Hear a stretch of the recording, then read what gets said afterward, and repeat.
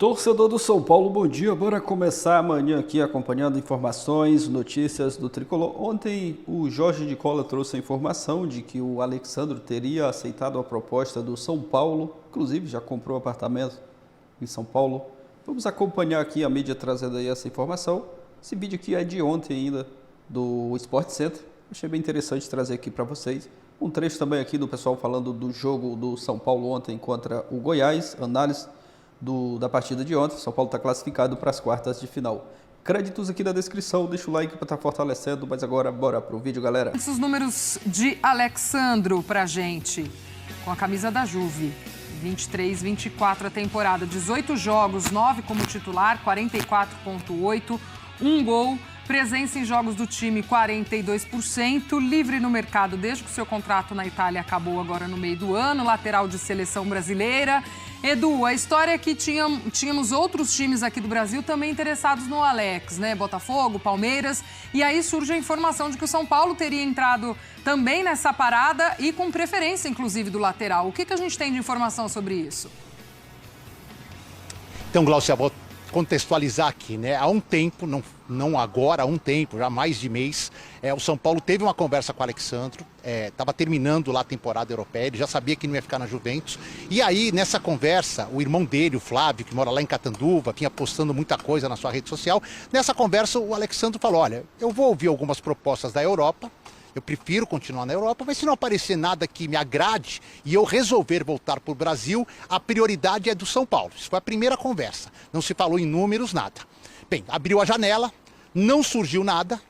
E agora, eu vou até dar o crédito, né? O jornalista Jorge Nicola, nosso ex-companheiro, hoje trouxe uma informação no seu canal de que o Alexandro teria acertado com o São Paulo, faltaria só a assinatura, mas os valores teriam sido equalizados. Ele até, inclusive, já teria comprado 2 apartamentos, um para ele e um para familiares na capital paulista, tudo mais. Bem, com essa notícia do Nicola, eu fui aqui atrás, não estou no mesmo hotel de São Paulo, mas fui ao hotel de São Paulo na hora do almoço, conversei com várias pessoas do futebol de São Paulo que me passaram. A gente está negociando a posição do São Paulo. Quanto aos apartamentos, falaram, a gente não sabe de nada. Mas assim, da negociação, nós estamos negociando, nós não acertamos nada, mas nós estamos negociando e sabemos que ele ainda está esperando alguma coisa da Europa, que está difícil de vir. Se não vier, nós vamos conversar já com propostas trocadas sobre a possibilidade dele assinar contrato. Mas não em nenhum momento com as pessoas com as quais eu falei, que estão ali no futebol e que são aquelas que conduzem esse tipo de negociação, me disseram, não, já está para assinar o contrato, pode ficar tranquilo que ele chega, nada. Há uma negociação em andamento que não é desmentida de nenhuma forma pelo São Paulo, mas muito ainda depende da posição do Alexandro. A partir do momento que confirmada a informação de que ele comprou os apartamentos, que ele não pretende mais ir para a Europa, deve fixar a residência em São Paulo. Então acho que só a parte financeira, aí acho não é uma certeza, ele só não vem para São Paulo se a parte financeira não bater. Se ela for equalizada mesmo, a prioridade é do São Paulo, ele fecha apesar de interesse de outros times brasileiros. É o que a gente tem por enquanto do Alexandro. Mas tudo é muito dinâmico, porque se o São Paulo quiser inscrever jogadores para o jogo desta fase da Copa Libertadores, ou para os 2 jogos contra o Nacional, tem que ser até amanhã, sexta-feira. Então se o São Paulo quiser ter Alexandro, quem sabe Thiago Mendes ou outro reforço para Libertadores, a agilidade tem que ser grande nesses 2 últimos dias, nessas próximas horas, para o fechamento do negócio. Turma, para a gente arrematar, Alexandro no São Paulo.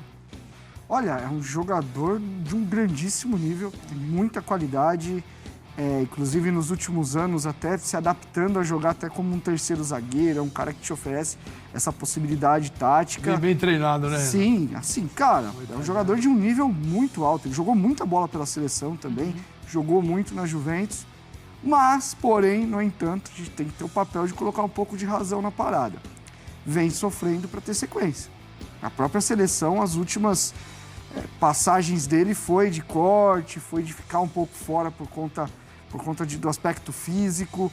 Na própria Juventus a gente vê que é uma temporada onde ele teve um baixo aproveitamento dos jogos que ele tinha que jogar. São 2 meses, Renato, de futebol brasileiro. Isso, de futebol, então. E aí com esse acréscimo, é para jogar no Brasil, não é para jogar na Arábia, onde tem menos jogos, enfim. Então assim, se é um jogador que chegar saudável, eu acho que São Paulo, inclusive, não teria nem que ter pressa agora. O Edu até falou em inscrevê-lo na Libertadores. Não, prepara bem, deixa o homem forte, para aguentar aqui, que aqui... 33 anos. Aqui é loucura. Aqui a carga aqui é forte. O barato é louco e o processo não é lento aqui. Você tem que... O jogador processo tem. A gente sempre fala, né? Pode parecer um contrassenso. Não é a intensidade do futebol europeu, a intensidade. Aí você, quando o jogador vem ao Brasil, você diz que tem que estar preparado para jogar aqui. Mas vocês não dizem da intensidade. Se ele vem de um local, de um futebol que se joga nesse ritmo, aqui vai ser fácil. Só que não nessa quantidade. Você não consegue exigir. E aqui aumentou, aqui está melhor. Aumentou, aqui está melhor. Não, as respostas no jogo, elas são muito mais fortes, intensas. Isso daí, o nosso jogo realmente mudou. Só que a quantidade tira essa capacidade de qualquer jogador, do mais jovem àquele mais veterano, essa capacidade de ele entregar na mesma semana, 2 ou 3 vezes até. Os caras jogam domingo, quarta e no sábado. Isso é um crime, mas existe. Um jogador de 33 anos que tem um outro probleminha físico, não aguenta, não suporta isso. Tanto que o Lucas tem que ser muito bem cuidado e preservado. O Lucas bem te entrega muito. O Lucas desgastado, além de chance maior de lesão, você não vai poder exigir, né, Glaucio? Infelizmente, isso é uma lógica. O torcedor, a gente fala muito porque é preciso que o torcedor entenda isso.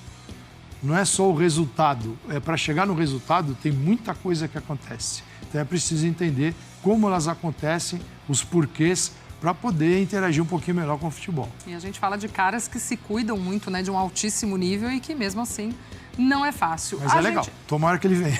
A gente sempre gosta de receber, né, de volta esses grandes jogadores. Para o futebol brasileiro é bom. A gente vai fazer... Nada de cerveja, né, no ombro, e aí o líquido todo veio no olho ali na hora, mas eles já estavam arremessando, né, já tinham tentado me acertar ali por umas 3, 4 vezes ali com isqueiros, com gelo, com tudo mais, e também acertaram, acho que o Arboleda no rosto, né, e aí gerou uma confusão e eu só falei com o árbitro que o jogo não podia reiniciar se não tivesse a segurança de poder ficar ali, porque eu ia ficar de costas e muitas coisas sendo arremessadas, e eu acho que foi correta a decisão do árbitro de terminar o jogo. Faltavam 2 minutos, mas a integridade e a segurança tem que estar acima de tudo. O time sai classificado. Você acha que hoje até o São Paulo evitou o desgaste, porque sabe que tem uma maratona, meio que administrou um pouco o resultado, a vantagem boa que tinha? Não, eu acho que nós fizemos um grande jogo. Eu acho que assim, o time deles veio com a marcação mano a mano, pressão o campo inteiro, dificultou muito a gente, mas é claro que a gente sabíamos também que a gente já vinha vencendo por 2-0, mas a administração do jogo foi só no finalzinho ali, onde a gente já estava com o resultado feito, mas a gente fez um bom jogo, foi um jogo muito disputado no primeiro tempo. Segundo tempo nós tivemos chances de fazer mais gols, mas o importante é, como você falou, sabíamos da dificuldade que e vão ser jogos duros, Copa é sempre assim, então eu acho que nosso time foi muito maduro em saber jogar e se comportou muito bem jogando aqui fora de casa, que é muito difícil jogar contra o Goiás. Você vai completar 100 jogos aí pelo São Paulo, né? Essa semana muito se falou sobre a sua situação contratual, de uma possível renovação. Você tem vontade de ter um contrato, uma história longeva aí no São Paulo, até se aposentar no clube? Eu até vi que saiu algumas matérias e tudo mais, eu falei, eu tenho que ligar para o meu empresário, para o Fábio Melo, para ver como é que estão essas conversas, mas eu sempre deixei claro que eu estou muito feliz no São Paulo, sempre fui muito bem acolhido, sou muito grato a essa diretoria que confiou no meu trabalho e que me trouxe para cá, e aqui eu pude estar vivendo 1 ano e meio aí de grandes coisas, quase 100 jogos, então estou muito feliz e eu já falei, se o presidente quiser só depende dele, eu fico aqui até o final da minha carreira porque eu sou muito grato ao São Paulo, amo essa torcida, amo esse clube e estou muito feliz. Agora há pouco você teve contato ali com o Famirim, ele rodou 200 quilômetros, estava doido para te encontrar, como é que foi e como é que é receber esse tipo de carinho? É muito importante, muito legal, acho que o nosso trabalho ele é feito para o torcedor, para levar alegria. O futebol, eu acho que é um meio não só de um esporte, mas que leva alegria, que leva entretenimento, que leva sonhos para muitas crianças. Então eu fico muito feliz de poder hoje estar representando um clube grandioso, onde tem a torcida em todos os estados, em todos os lugares que a gente passa. Então é muito importante a gente receber o carinho deles, porque com certeza o nosso trabalho em campo é feito justamente para essas crianças, esses torcedores que vêm de muito longe às vezes acompanhar o time e torcer. Assim, 0-0 com o Goiás na Serrinha. Jean Oddi, meu amigo, tudo bem? Boa noite, bem-vindo ao Sport Center, parceiro. Fala, Edu, boa noite. Pois é, acho que foi mais fácil a gente se manter ligado e acordado durante o dia assistindo o Brasil brigar por medalhas ou por finais do que realmente nesse jogo. Não é uma situação confortável do São Paulo depois do que tinha feito no seu estádio. E aí, acho que também consciente das limitações do Goiás, o São Paulo não fez muito, não quis fazer muito, e eu acho completamente compreensível, né, dado o contexto em que os clubes brasileiros se enfrentam, esses que estão jogando todas as competições. O Goiás até quis, o Goiás até tentou, mas aí esbarrou na falta de capacidade, nas suas próprias limitações. Então acho que em momento algum a classificação do São Paulo ficou ameaçada, em momento algum parecia que o Goiás poderia oferecer aí alguma resistência e ameaçar essa classificação do São Paulo, que passa realmente com tranquilidade às quartas de final. A gente está vendo, especialmente nas conclusões, né? Muito ruins os chutes dos jogadores do Goiás. O São Paulo mal atacou no primeiro tempo, né? Teve esse chute do Luciano, a gente vai ver depois, tem uma do Michel Araújo também. Só no segundo tempo que o São Paulo acaba chegando no gol do Tadeu. Mas o Lucas resumiu a história. Jogamos com o regulamento debaixo do braço. Essa foi a melhor chance do Goiás, né? Sim, e você vê que não foi uma grande chance, né? O Lucas até, enfim, como sempre, né? Acho que foi o cara mais lúcido, o cara mais perigoso, que se movimentou muito do lado do São Paulo. Mas é isso. E acho que, assim, tem que jogar com o regulamento embaixo do braço mesmo. O nosso calendário não permite aos clubes... em jogos em que eles não têm a necessidade de atacar ou de pressionar o adversário, não permite que eles façam isso nesses jogos. É melhor guardar as forças realmente para o Campeonato Brasileiro, guardar as forças para a Libertadores. Vem uma sequência aí importante do São Paulo na temporada e, de fato, depois de fazer 2-0 em casa, a vaga estava muito próxima. O São Paulo sabia que o Goiás não tinha. Se a gente pegar o exemplo do jogo de ontem, Flamengo e Palmeiras, é diferente, entendeu? Um confronto como esse, você sabe que em momento algum você vai poder relaxar porque o teu adversário tem muita força, porque você pode, de repente, ver ali uma situação que parecia confortável deixar de ser confortável, mas acho que o São Paulo tinha consciência também das limitações do Goiás. E essas limitações ficaram muito claras, apesar do Goiás ter tentado, ter feito um jogo, né, como postura, um jogo digno, mas um jogo com limitações claras. E aí, no final do jogo, essa confusão aí, né? O Alan Franco chuta a bola na arquibancada, o Thiago Galhardo vem defender a honra do time, da torcida, dá alguns empurrões no Alan Franco, que acaba reagindo, o Wellington também entra. Bom, resultado, os dois acabam expulsos, né? Os dois brigões originais, vamos dizer assim, o Alan Franco e o Thiago Galhardo, e o Zubeldia também é expulso mais tarde no banco de reservas. Quer dizer, para o São Paulo, que estava com uma classificação garantida, saiu um prejuízo, né? Por que tem que dar uma de macho numa hora dessa? O Alan Franco não poderia simplesmente... primeiro que não tinha que chutar a bola na arquibancada, né? E depois reagir à provocação do Thiago Galhardo. Não consigo entender, Jean. Não dá para entender mesmo.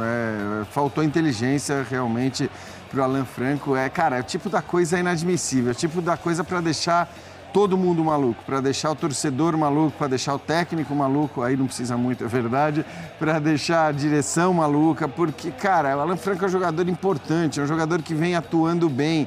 E vamos falar a verdade, esse não era nem um jogo, por todo o contexto que eu citei, em que você precisava ficar fazendo essa cera, gastar tempo. Naquele momento, não se justificava nem mesmo o chute da bola para a arquibancada, porque o São Paulo já estava classificado naquele momento. E na hora que ele é agredido ali, ou que o cara chega dando tapa ou empurrando, cara, tira um sarro e fala, desculpa aí, mas eu vou sair porque eu tô classificado e você está eliminado. E não revida, né? Porque foi de uma burrice enorme realmente o que fez o Alan Franco. Faltou inteligência emocional. Falar nisso, ó, jogo sem emoções. Então, o São Paulo com 53% está classificado de posse de bola, claro, né? O Goiás 47%. O São Paulo trocou mais passes, 391 contra 311. Mas finalizações, vantagem do time esmeraldino, 13-7, sendo 2 certas para cada lado. Grandes chances, 2 para o Goiás, 1 para o São Paulo. Escanteios, 5-3 para o time goiano, que agora volta as atenções à Série B. É o 10º colocado, está bem no meio da tabela da Série B. E o São Paulo ali olhando para o grupo de cima da Série A. Olhando os dois elencos, o São Paulo não poderia ter poupado os jogadores nessa partida? De repente deixar a rapaziada no banco, numa emergência, bota os titulares? Eu até acho que poderia. Mas aí, assim, eu não gosto muito de fazer avaliação sobre isso, porque eu acho que também, assim, o técnico, ele tem ali todos os elementos, né? O que eu não entendo é, às vezes, quando os técnicos poupam num jogo em que claramente você não deveria poupar porque era um jogo muito importante e logo na sequência usam numa série de jogos que talvez menos importantes e tal. Então, quando os jogadores entram em campo, eu imagino que o São Paulo tenha feito a avaliação de que nenhum jogador correria risco maior ali de lesão, que não tem ninguém no limite e tudo mais. E claramente eles se pouparam, né? Dentro de campo, eles se pouparam. Quando o Lucas fala que jogou com o regulamento embaixo do braço, eu acho que se não houve o poupar no ponto de vista da escalação, claramente o time se poupou dentro de campo, porque a gente já viu o São Paulo jogar de maneira bem diferente da que jogou hoje. No segundo tempo o Goiás até tenta ali ir para frente, até o jogo ficar mais aberto, é aí que o São Paulo consegue as melhores chances, né? Entra o Regis, entra o Thiago Galhardo, o Wagner Mancini estreante, né? Põe o time mais à frente, aí o jogo fica mais aberto.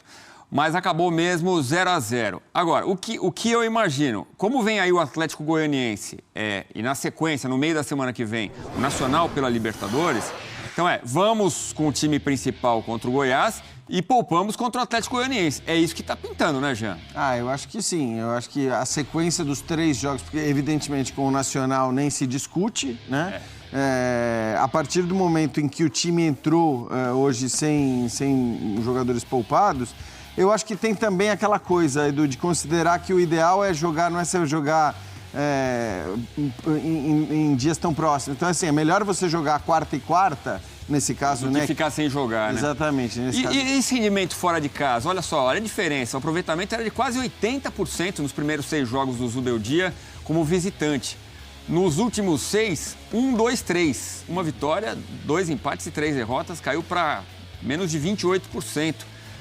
Foram 13 gols marcados, agora 4, caiu muito, né? 5 sofridos, aumentou para 8. É algo para preocupar a torcida do São Paulo, isso? Eu acho que não, sinceramente. Eu vou te dizer por que não. Primeiro porque eu acho que assim, houve ali na chegada do Zubeldia, e eu falei isso muito naquela época mesmo, uma série de resultados que talvez tenham sido muito melhores do que o desempenho do São Paulo. Então o São Paulo ficou invicto ali, acho que 11, 12 jogos, em partidas que não fez grandes atuações, que poderia ter tido resultados piores.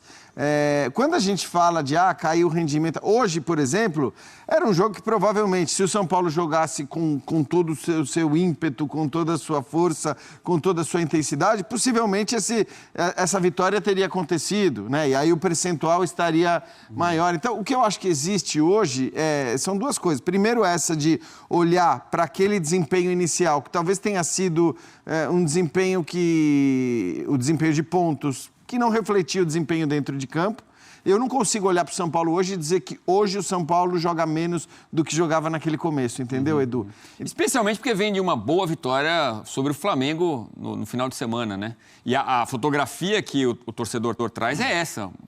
Venceu em casa o Flamengo. Então, eu sempre acho que assim, não dá para fazer recortes muito pequenos de 2, 3 jogos, porque a gente sabe que justamente por conta dessa maluquice que é o nosso calendário, os times não vão manter o mesmo nível o tempo todo, entendeu? Então você vai ter altos e baixos, você vai poupar em uns jogos, não vai poupar em outros, mas a questão é, pegando blocos um pouco maiores de partidas, eu não consigo, sei lá, pegar os últimos 6, 7, 8 jogos do São Paulo e dizer, esses 6, 7, 8 jogos foram piores do que os 6, 7, 8 jogos ali do começo, onde o São Paulo não perdeu, ficou invicto, teve um aproveitamento de pontos muito grande. E acho que é mais importante, claro que os pontos são importantes e foram muito importantes os pontos conquistados no começo, mas mais importante o time evoluir aos poucos e melhorar, porque isso vai significar, evidentemente, pontos conquistados numa quantidade maior, do que você, de repente, ter uma ilusão lá no começo em relação aos pontos conquistados e aí, de repente, não evoluir ou cair de rendimento. Eu não acho que o São Paulo tenha caído de rendimento,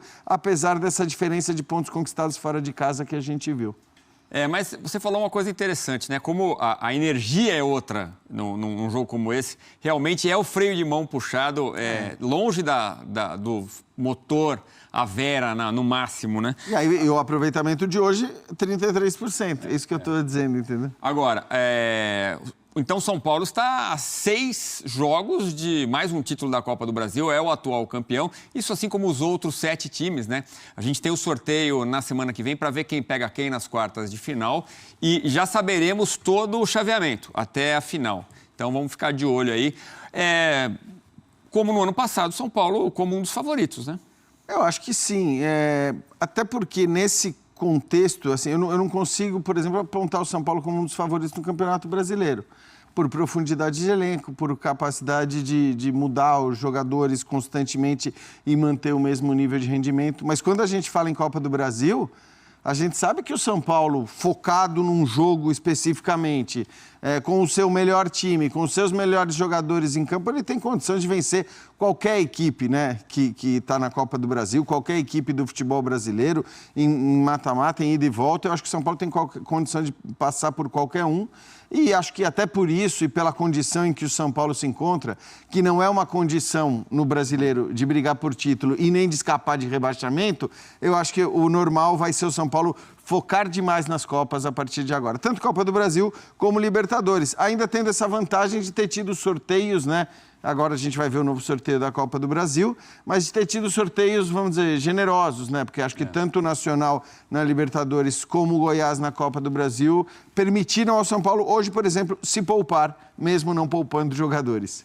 E a gente falava do Lucas, mesmo, claramente, ele falando, regulamento embaixo do braço, mesmo sem ser full power, né? Com tudo ali de energia, foi um dos melhores jogadores em campo, mais uma vez, do São Paulo, o Lucas. Cara, é impressionante, é impressionante. Então, e esse é um cara que precisa ser dosado, evidentemente. Não dá para ele jogar todo o jogo do Brasileiro e todos os jogos das Copas. Acredito que nas Copas ele vai jogar todas. Sim. Então, assim, vai ser poupado no Brasileiro. Bom, e essa chuva de copos provavelmente vai render punição ao Goiás. Vamos esperar o que decide o STJD, mas é muito possível. A gente já volta. Para de informação exclusiva, quero contar para vocês que o contrato do São Paulo com a Under Armour é muito, mas muito melhor do que todos os anteriores quando o assunto é fornecimento de material esportivo. Você duvida? Então dá uma olhada nesse número. Nos 6 primeiros meses desse ano, o São Paulo faturou 70% a mais com royalties na comparação com o que o Tricolor faturou nos últimos 5 anos de Adidas, acumulando apenas os primeiros semestres. Então só para explicar direitinho. Você pega os anos de 2019, 2020, 2021, 2022 e 2023. Soma os primeiros semestres desses 5 anos. E essa cifra é 70% menor do que o São Paulo faturou apenas nos 6 primeiros meses desse ano. Confesso que quando eu ouvi essa informação, fui indagar. Mas como é que o São Paulo conseguiu faturar tanto a mais? Há algumas explicações. A primeira delas, o valor pago de royalties pela Under Armour é muito maior do que da sua antecessora, a Adidas. Mas não para por aí. A Under Armour oferece muito mais produtos, então é mais fácil para o São Paulo vender. Além disso, há uma distribuição muito melhor desses produtos, não só na cidade de São Paulo, como no estado, mas em todo o país. A Adidas tinha muitas dificuldades na entrega, na confecção e na produção dos produtos. Vivia faltando coisa para que o torcedor são paulino comprasse. Para completar, a ótima fase do time dentro de campo também ajuda. São Paulo tem lotado o estádio com enorme frequência e o número de compras aumentou de forma considerável. É com certeza viável, mais do que viável, plausível, dá para garantir que o São Paulo terá em 2024 sua maior arrecadação da história com o fornecimento de material esportivo. A Under Armour, que já havia pagado mais do que a Adidas por temporada, com esses royalties e a produção muito grande, com vendas legais, vai assegurar um número importante para o Tricolor. Só para completar, contei para vocês pela manhã que o Alexandro já aceitou a proposta do São Paulo, a última oferta Tricolor. Agora o São Paulo precisa confirmar esse acordo. mas o tricolor tem afirmado para setoristas do clube que o Alex Sandro segue preferindo jogar na Europa. A informação que eu tenho de uma pessoa muito próxima do lateral é contrária. Ele quer jogar no Brasil, já comprou 2 apartamentos, um para ele, outro para familiares, na capital paulista, no bairro dos Jardins. A saideira sobre o São Paulo, o tricolor decidiu que não vai nem se despedir de James Rodrigues nas redes sociais assim que o nome dele aparecer no BID, Boletim Informativo Diário. Tá aí, torcedor do São Paulo, tricolor classificado, ontem não fez um grande jogo. Como foi falo aí, né? Jogou com o freio de mão puxado ontem, com o regulamento debaixo do braço. Não sei se ali ontem, o jogo de ontem era o caso do Zubeldia dar uma oportunidade ali para os outros jogadores, mas quem sabe é o Zubeldia que está aí no dia a dia, vai que coloca, né, ontem, se ele tivesse escalado reservas, o São Paulo tivesse tomado uma virada, o torcedor ia reclamar também. Então ele fez o certo, São Paulo classificou, não deu aquele show ontem, né? Não jogou aquele grande futebol, aquela partida com muita intensidade, como foi do jogo passado pelo Brasileiro contra o Flamengo, mas cumpriu, né, o papel e o seu dever, avançou para as quartas de final. O Goiás era o azarão, São Paulo era o grande favorito para avançar nesse confronto, e deu a lógica, o São Paulo avançou, não jogou aquele baita futebol ontem, mas avançou. O ruim é que perdeu o Alan Franco para a primeira partida das quartas de final, e ainda não, o São Paulo ainda não sabe qual vai ser o adversário, vai definir aí no sorteio da CBF. Perdeu o Alan Franco, o Zubeldia também mais uma vez expulso, né? O Zubeldia com muitos cartões e muitas expulsões já no São Paulo, e ontem mais uma vez, ali no final do jogo, né? Faltou também um pouco mais de experiência para o Alan Franco, podia ter saído ali da confusão, deixado o Thiago Galhardo para lá sozinho, mas ele caiu na provocação e acabou sendo expulso, e agora é desfalque para o jogo da primeira partida, né, das quartas de final. Mas a classificação aí já foi, a classificação, né, tinha sido encaminhada lá no Morumbi, e agora é aguardar a sequência dos próximos jogos. Final de semana recebe o Atlético Goianiense. Próxima semana já tem jogão de novo contra o Nacional pela Libertadores, primeira partida. Depois tem clássico contra o Palmeiras, essa sequência aí de jogos, né? O brasileiro, o São Paulo não tem vida fácil, né? E time que quer ganhar títulos, né, não tem que ficar se preocupando com isso, pensando sempre jogo a jogo, claro, né? Primeiro nessa partida contra o Atlético Goianiense, depois o Nacional, o Libertadores, depois o que vem na sequência, Palmeiras, jogo a jogo. Mas o São Paulo ontem, né, confirmando aí a sua classificação. Deixa sua opinião aqui nos comentários. Se ainda não é inscrito aqui no canal, aproveite e já se inscreve. Deixa aquele like também para estar fortalecendo. Valeu e até a próxima, galera.